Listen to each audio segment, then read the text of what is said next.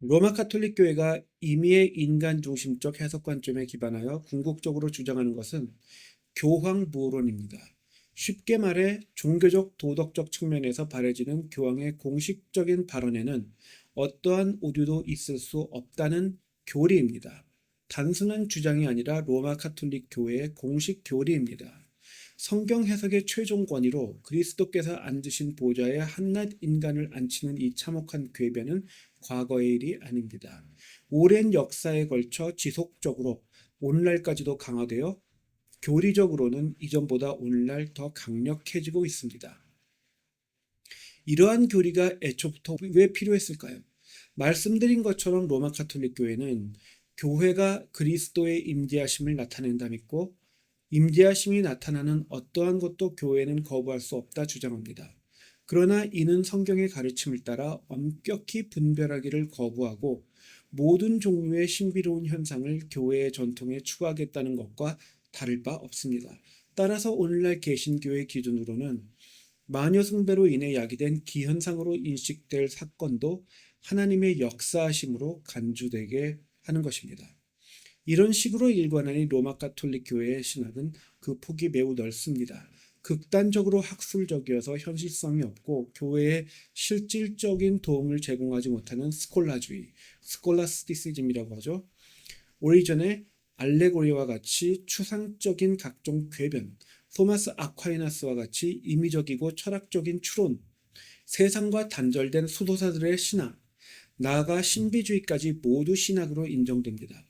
따라서 로마 가톨릭 교회의 신학 전반은 매우 임의적이고 애매합니다. 쉽게 말해 다원적인 거죠. 다원주의가 신학적으로 아예 그 안에 설치되어 있는 것과 마찬가지예요. 이렇다 보니 성경적이라는 표현의 의미 자체가 개신교의 그것과는 사뭇 다릅니다. 개신교에서는 생각의 발상에서 모든 발달 과정 그리고 결론까지 성경의 가르침에 합해야 성경적인 주장으로 받아들여지지만 로마 가톨릭 교회에서는 라틴어 편집본 어딘가에서 시작하기만 한다면 그 후에는 어떤 방식으로 발달하여 어떤 결론에 다다른다 해도 모두 성경적인 것으로 간주됩니다. 결과적으로 어떻게든 말이 되는 것처럼 포장할 수 있다면 어떠한 임의의 주장도 펼칠 수 있는 것입니다. 이처럼 애매하고 임의적인 상황에서는 의견 충돌이 벌어질 수밖에 없습니다. 그래서 추후 조금 더 다루겠지만 개인의 해석은 교회의 해석 또는 공동체의 전통보다 아래의 권위라 주장하고 궁극의 해석, 결론, 최종 권위는 교황청에 있다 주장합니다. 성경에서 시작했지만 어떠한 궤변을 써서라도 정당화하기만 하면 되니까 논리적으로 말이 되는 것처럼 들리게만 하면 되니까 실제로 논리적이지 않다고 해도 그러니까 성경이 기준이 될 수가 없는 거죠. 그래서 무언가 기준이 필요하니까 사람들끼리 싸우게 마련이고 그 최종 해석권, 최종의 권위를 교황청에 주는 거죠. 교황보론이 없다면 교황 숭배를 범하지 않는다면 체계를 유지할 수 없는 집단이 로마 가톨릭 교회인 것입니다. 그러나 하나님과 사람 사이의 중재자는 오직 예수 그리스도 외에는 없다는 것을 성경은 분명히 하고 있습니다. 로마 가톨릭 교회가 성례 그 자체를 하나님의 구원의 은혜가 소통되는 매개체로 또 성례를 집전하는 교회가 하나님과 사람 사이의 중재자임을 자처하면서 성례를 집전하며 눈에도 보이고 신도들을 응대하기도 하는 사제들의 시선이 집중되게 되었습니다.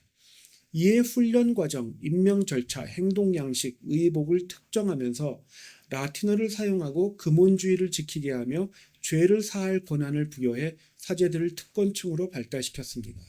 그러나 이들 사이에도 의견의 충돌이 있을 수밖에 없었습니다. 그리고 그럴 때마다 교황모론에 의해 성경 해석의 최종 권위로 간주되는 교황이 그들의 중심을 차지할 수밖에 없었습니다. 또한 교황청은 라틴어로 미사와 설교를 정하여 내리고 사제들은 오로지 받은 대로 행하여 집전하는 교황의 하수인 신분을 벗어나지 못합니다. 그러니까 교황은 신비한 은혜를 소통시키는 엘리트들마저도 종처럼 부리는 사제 중에 사제가 됩니다.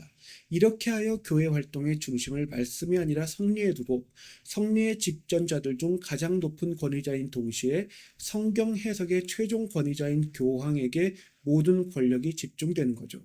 다시 말해 사제직이 영적 특권층으로 인식되게 한 것이고 그 특권층의 중심으로 교황이 세워지도록 한 것이며 그 구실로 성례를 이용하는 것입니다.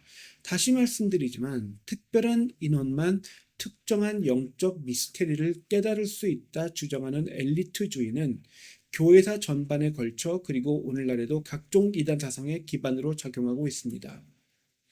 성경은 장로들에게, 특히 말씀을 가르치는 장로들에게 존경을 표하라 명하면서도 그들을 특권층으로 만들지 않습니다. 그들만 성경을 깨달을 수 있는 것은 아닙니다. 오로지 예수 그리스도께서만 하나님과 사람 사이의 중재자이심을 성경이 분명히 선언하고 있기 때문에 교회의 중재주의 또한 이단적 사상이며 그리스도께서 주장하실 수 있는 교회의 최종 권위를 사실상 주장하는 교황은 당대의 적그리스도가 됩니다. 이는 개신교의 헌장이라 할 수 있는 웨스트민스터 신앙고백서에 분명히 선언되어 있습니다. 물론 오늘날에는 이 표현을 거부하거나 타협하는 교단들과 신학자들이 줄을 이루고 있기 때문에 로마 카톨릭으로 치닫던 시대에 비해 오늘날의 교회가 딱히 더 낫다 이렇게 보기도 어렵습니다. 그에 교황무호론은 이미 역사적으로 판명된 오류입니다. 먼저 죄성을 지닌 인간이 그러한 권위를 바란다는 것은 상식적으로 말이 되지 않습니다. 그리고 이미 말씀드린 것처럼 성경이 거부하고 있습니다. 또한 잔다르크를 이단으로 정죄해 죽인 다음에 후대의 교황이 성자로 추대하는 등 교황청이 바랬던 종교적 도덕적 선언을 스스로 뒤집었던 역사적 사례가 많습니다. 심지어는 다수의 교황들이 군대를 이끌고 서로 대적하여 전쟁을 벌인 시기도 있었고 신앙적 소양이 없는 자가 교황직을 돈으로 사기도 했습니다. 교황무호론은 상식적으로 성경적으로 역사적으로 거듭 판명된 궤변에 불과합니다.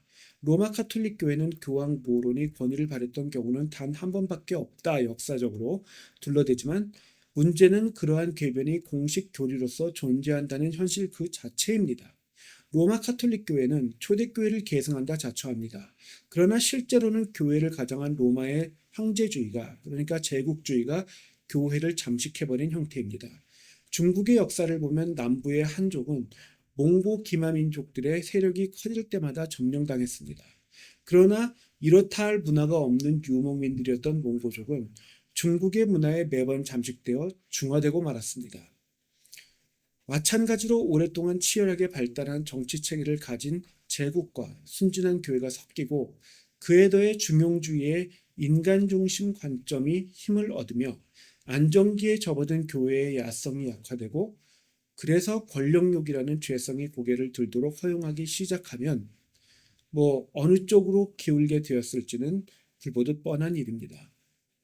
오늘날의 모든 기독교 종파들 또한 초대교회를 계승한다 주장합니다.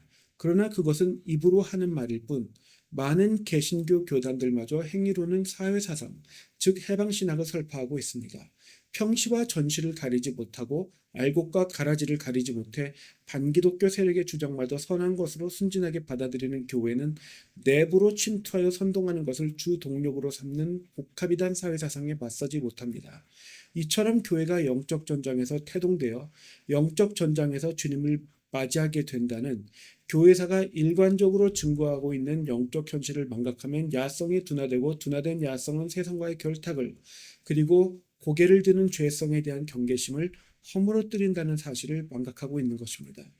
그리고 그러한 시점부터는 하나님이 아니라 사람들을 위하는 인간중심주의가 위험한 수준으로 분출되고 종국에는 하나님의 절대주권을 반역해 인간이 스스로 통치하려 하는 아담의 원죄를 추구하게 됩니다.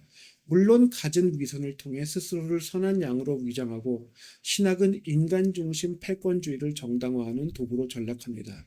심지어는 스스로 선하고 권위 있다 믿게 됩니다. 다음 영상에서는 다양한 방식으로 표현되는 로마 가톨릭 교회의 종교적 위선에 대해 살펴보겠습니다.